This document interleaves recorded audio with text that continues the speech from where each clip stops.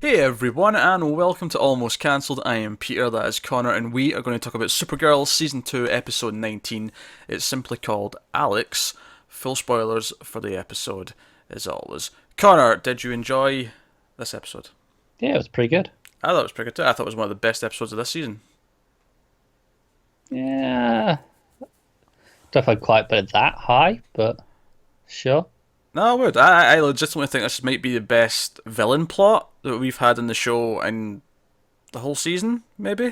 That's probably fair. Yeah, I definitely agree with that side of things. Because for once, I mean, I don't think the villain himself was a super interesting character per se, but what he was doing, these stakes that he raised and put the characters through were actually kind of big and interesting and No, I agree with that. kept this momentum going throughout the episode. And every time it felt like they'd figured things out, he was one step ahead. And I don't know, I feel like. I just feel like there was actual stakes in this episode. Yeah, that's fair. It's been a while since I felt that. Especially because this show doesn't have the best villains, typically. No, no, it doesn't. So this stuck out to me as like, at least from an action point of view, like his actions are mean something. Whereas you go back to Non, and you go back to whoever else, Yeah, they're doing stuff, but it's all kind of theoretical. But because he's doing something to Alex, because he's doing something to a character we care about, it actually felt meaningful. It felt like, oh man, even though I didn't think for a second that Alex was actually going to snuff it, but it doesn't matter. Like the threat's there, and that yeah, works. So someone, this guy kidnaps Alex. Someone who turns out to be from Midvale, which is where Kara and Alex grew up. Went to the same school, and he sort of remembered that flashback we got in season one of her saving someone in the car. So he put two and two together. Knows she's Supergirl. Wants to get his dad out of prison, so he kidnaps Alex and blackmails Supergirl. And every single time that she thinks she's like caught, found out where Alex is, or thinks she's solved a solution, all to the point where Alex does a trick with her tracking device in the camera to actually ping back an IP address, and it ends up it's been rerouted, and she goes there, and it triggers like a quicker countdown because she has like 36 hours to begin with, and this like whatever's left, it puts it all the way down to four, and the cage she's in starts filling with water, and Alex is going to die after 4 hours. Uh, of course, the big part of the episode, though, is that it puts Supergirl, or I should say Kara, against Maggie. They have this kind of feud throughout the episode that starts yeah. with a simple, well, I say simple enough. There's a hostage situation at the start of the episode. Simple by comparison. Yeah, simple compared to all the aliens and whatnot that we typically get in the show. And Maggie's negotiating with the captors, and she's doing her job. She seems to be doing a good job. Supergirl comes flying in and just saves the day in about 30 seconds. Gets the bad guys. All the hostages are safe. And Maggie's not too happy about this because one, these apparently they can argue, oh, Supergirl vigilante justice, and she broke my arm, and she's like, oh, they're just gonna get out. Like, yeah, you're helpful if there's a giant monster or something, but with regular criminals, you're making it tougher to put them away. And she gets pissed at her. We get that awkward scene at the start of the dinner table, and throughout, and then a lot of the episode becomes about arguing how do we get Alex back. And if I have a complaint about the episode, is that it's maybe they do have Supergirl be a little bit too dumb at times to kind Yeah, of keep the plot moving the way it wants to move. yeah. To a point where early on, before we knew, who it was that captured Alex, I was Mm. wondering if this was like Maggie and John had done like a setup to prove to Kara that she can't just Oh, rush off really? and do things. Yeah, like Really? because her whole thing was like you've got to look at the system and play by the rules when it's just ordinary things. Yeah. And obviously, Jean has to respect that being the head of a government agency as well. He has to play by the rules. So I was like, maybe they've set something up and Alex is in on it, but Yeah. It wasn't that it at all. wasn't. But I was like, it was because she was reacting so heavily, and I was like, okay, there's like it's very Yeah. clearly pointing to a moral that she has to learn. Yeah, what she does learn, that's fine. My only issue I'd have with it though is that by the end of the episode, it's kind of like they both learn something from each other, and I think the episode's a little bit too one-sided before that point, where it's very clearly Supergirl's on the wrong and Maggie's right. Yeah, It's really heavy on that. So at the end of the episode, when Maggie almost does something more like risky and goes outside the book, because the criminal realizes, oh, Maggie, you're a cop, you can get my dad out of jail, and she breaks dad out, and Supergirl has to talk her down. Because actually, one of my favorite moments of the episode is when they get to talk to Alex for like a minute, and Alex like tells Kara, "No, Supergirl's more important than I am. You let me go. You do not." Yeah. You do not break someone out of prison. You do not tarnish what that symbol means, kind of thing. Like I really like that speech. Yeah, definitely. That was really cool. So Supergirl actually realizing that and talking Maggie down at the end was a good scene, and it worked really well. And I like the tension building up throughout. Of all the almost finding her, everyone being tense about it. All that was good stuff. It just the balance wasn't quite there because it was very clearly Maggie was in the right for 90% of the episode. Yeah. So that would be my one criticism of it. Otherwise, though, I thought it was a fun, exciting episode that built all that stuff up. Obviously, there was the fun little character beats that you like Alex and Win high-fiving, Alex punching the guy in the face when she gets out, and stuff like that. Because it was such a serious episode compared to normal, and the stakes were there wasn't as many of these little fun moments as we normally get in an episode of Supergirl. Which I liked, because it made it feel like a proper threat. Like they weren't joking I around. agree. Yeah. I'm saying it's a positive in the sense that it works for the episode, and it's a little bit of a negative just in my own personal, because I enjoy those moments and I miss not having them, even though I'd probably have complained if there'd been too many of them and it would have diluted the tone. I think every once in a while we have to have a serious episode that feels like things are really at stake, and I think this episode did that pretty well. So I liked like the way he's always one step ahead. You know, the bad guy.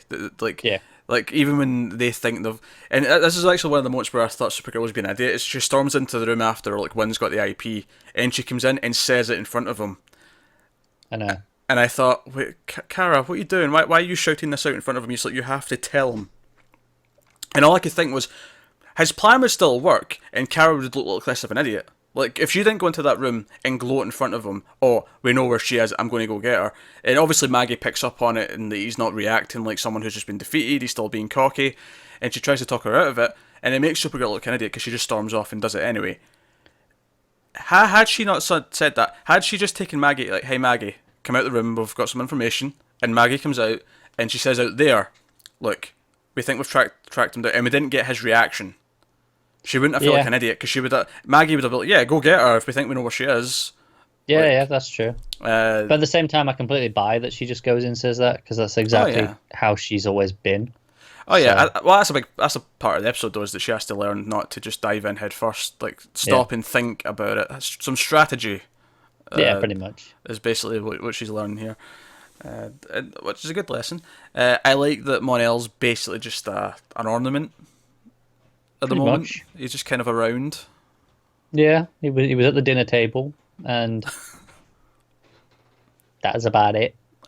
I'm pretty sure he was in the DEO. He was around but he didn't really do anything. Yeah, he's just being as useless as he normally is. So that's nice. I'm pretty sure he even said less than normal. Wynn's doing stuff. Jimmy not so much. Jimmy wasn't even here. Poor Jimmy. What a surprise. just not around. Well, he had an episode last time, so. Oh, I did like that Jean tried to trick them, because they thought, oh, we'll trick him with like making him think his father's been released already. But this guy's done his homework. That's again why it felt like he was so threatening, because he really had like put in some effort here. Like this simple trick wasn't going to work. Yeah, exactly. It made him feel like, no, I actually do know what I'm up against. Yeah. So no, I can appreciate that. I appreciate that again. Kara actually, when she actually tries to use like diplomacy and tries to like appeal to someone's better side, because that's really what she's good at. I wouldn't even call it diplomacy in the strictest sense, because it's not like Captain Kirk on Star Trek. It's more like she tries to appeal to the better in the person. And that's what she kind of does here at the end when she talks to the guy's father and she's like, look, if you let him go through with this, the one good thing that you ever did is going to be corrupted. And I like that. She brings out the better in them. Which, by the way, was the actor who played Star-Lord's grandfather in Guardians of the Galaxy. I knew I recognised him. Yeah. And the whole time I was like, what have I seen him in recently? Yeah, he's in that opening scene in the first Guardians. That's where you know him from. And then obviously we covered that just a few weeks ago, so fresh in my mind still.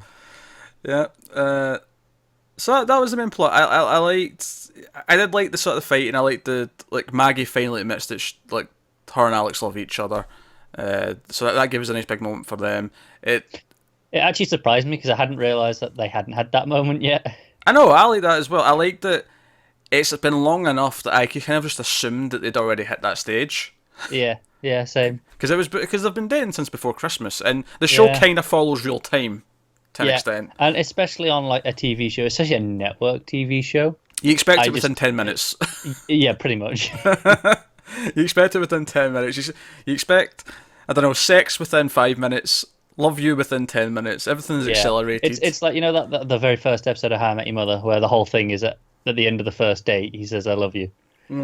I think that like that's what I think of as network dramas in general. That's just Like, normal. Yeah, that's Yeah. just the time frame I expect it on. It's weird in real life, but in a TV show, that's actually pretty not out Yeah, of the ordinary. So no, I like that. It felt genuine. It's nice that, and this just shows how much better they've handled their relationship compared to the Monel stuff. Is that Maggie feels like a character. She has a fully fledged character who fights with Kara at times. You can see that Alex has to be in between them at moments like this, and it does good things for all three of the characters because they all have to fight with this new situation. It's kind of like, if you've got a best friend and you're both single for years, and then they get a new partner, and then all of a sudden they're taking them away from you, they're spending time with them and not with you, and you can have this dynamic with these three. And there was a decent amount of growth in this episode for all of them. They all kind of had to learn how to deal with this. And different elements of who each other are. And because Alex is the one in the middle who connects them, like, this situation is just kind of the perfect thing to do it with. Is like, oh, she's in trouble, you have to work together, put aside your differences, and come out the better on the other end for it. definitely. As opposed to, like, Monel, who just kept nagging until she gave in, and now he just stands around and but the point I was getting at though is it's nice that like we built the development up. We had that big episode where Alex came out, and it felt like that was a big episode for her. And then since then, it's been kind of just a sort of subplot throughout. They're just been there, serving their purpose in the plots as they go. And then we get to this episode, and it's another big episode for them. I'd argue maybe the Valentine's one was another big one for them. That was definitely the weakest of the three, Yeah. though. If we're saying the come out episode, the Valentine's episode, and then this episode are their three big episodes, the Valentine's one's definitely the Yeah, sort it of weak stands link. out as considerably weaker, doesn't it? Just because it was more of a typical like romance episode. Yeah, we definitely had some problems with the relationship in that one, the way it was portrayed. Yeah, but typically, The sort of things we expect from Yeah. a network TV relationship. but typically they've done a pretty good job with it. And I feel like here's another good example of it. Yeah, definitely. So at the end, it feels like that they're better, stronger as a team. I like how Win feels like part of the team now. It's like, I know he's been on the crew for a long time, but there's to him high-fiving Alex. Like in season 1, they barely ever spoke to each other. Yeah, because obviously it wasn't until the start of this season when he moved to the DEO, and for a long time then he kind of felt like he was just at the DEO as a bit of an outsider in the sense Yeah. that this was new for him. Now it feels like now he's probably settled into that. Yeah, even Jean giving Supergirl a hug when she needs it, things like that. There was some nice little touches in there that. And obviously, we often talk about the ticking time bomb effect, and this episode had that, obviously, Yeah. with Alex dying or potentially dying. So that was the main plot. It was very very focused episode. Everything we had one subplot that was running alongside this, which we'll get to in a second, but everything was focused on this one thing. Everything served this end goal. It was a very tight episode of TV with some balancing complaints, but otherwise, I was really into it. Yeah. I also want to say Alex was pretty smart in that with what she did with the air pillow. Oh yeah, I was wondering what the hell she was doing. I thought she was going to try and like throw water out the top of the. I thought she was just taking off her clothes because they'd be weighing her down, so it'd be easier Yeah. for her to stay up. Because jeans, it's denim, they're going to weigh you down, and that takes energy. So I figured she was just like, no, get rid of these. They're going to get in the way. But no, she makes like a water pillow for her neck to help her float. Yeah, that's pretty creative. Yeah, that's good. She's like proper MacGyver, and there was more MacGyver in that scene with Alex than there was in the entire pilot of MacGyver. That was. I mean, she does that. She hacks into the camera.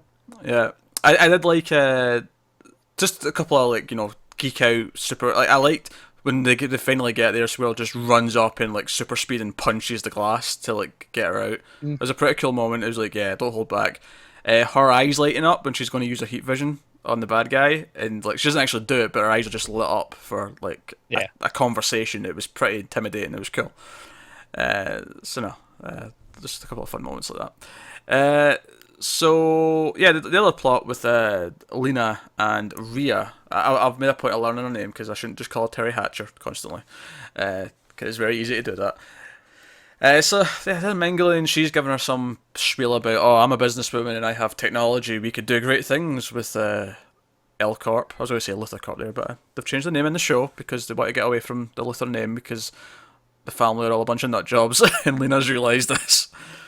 Pretty Although much. I'm still convinced she's a nut job too. Secretly, it's coming out. So you said this plot makes me think she's not actively a nut job, but It'll this happen. is like, yeah, she'll slip down that The, path without even there'll realizing. be a snap. There's going to be a snapping moment. Next season, she's a regular. We're going to get Yeah. the snapping during next season, I think. Or maybe it'll be the tease at the end of this season. We'll finish the episode, the finale, but there'll be one little tag at the end. It's just her being like, "Mwah, I'm a Luthor. I will kill all." I really hope it's not like that. So they go out to dinner to discuss things, and Rhea slips up and thanks the gods at one point, and Lena notices it. And nice little bit of thing that she brought back that little thumb scanner she had to check if what your DNA is. Like she had that way back. That was like Yeah, near we the saw start of that the a long season. time ago. Yeah, to the point when she brought, it, I was like, "Wait, is that a thing?" And I was like, "Oh, I got what just happened."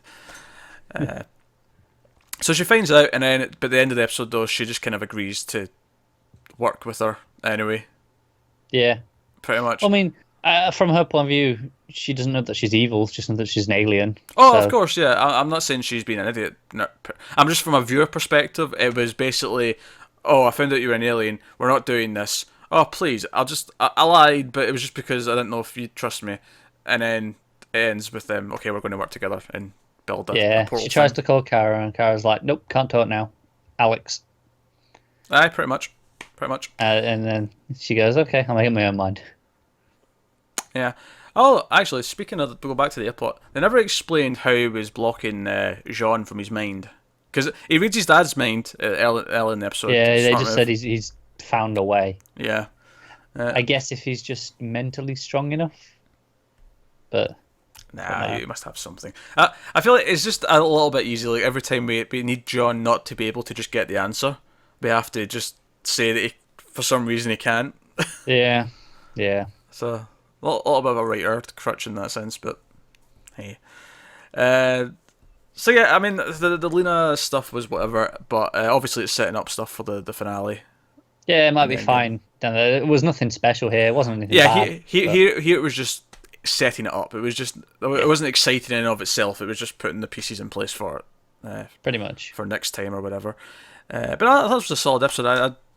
I think when we're finished the season, I think if we do like the five best episodes of the season, this is probably going to be solidly in that chunk. Yeah, maybe. Maybe what were all these other episodes you've got above it? I don't know. I'd have to actually go and look at them. That's why I'm not committing right, to this. okay. But this was very good. Don't get me wrong. But when I think of the best, it's the ones that have all like the just the fun moments, like on a all the stuff with Wayne and all those like fun things. Oh sure, typically but- end up being for me better. Sure. The only one off the top of my head that I think is definitely better was the one with the alien ship, the refugees. Like that one sticks out in my head. That- And obviously, yeah. at the start of the season, you had Superman, 2 episodes. That stuff kind of sticks in my head. Like, Yeah. there's good stuff there. I'm just saying that I think this is up there with the best of the season. Is what I'm saying. Fair enough. But you're being very non-committal because you're a horrible person. Well, maybe at the end of the season we'll go and look at all the episodes and go, right, which ones do we think were in the top 5? Well, I know you're going to pick the 5 that was the ones that ended with Monel coming to the apartment to try and convince Kara to be his girlfriend. That'll be your 5. That chunk right there. Aye, definitely that 5. That's this week's Supergirl. Let us know what you thought in the comments below. Like and subscribe and all that stuff helps us out a lot. Get us on Twitter at mail_fudge for channel updates. Individual Twitters are on the screen. Once again, thanks for watching. Have you got any vanilla?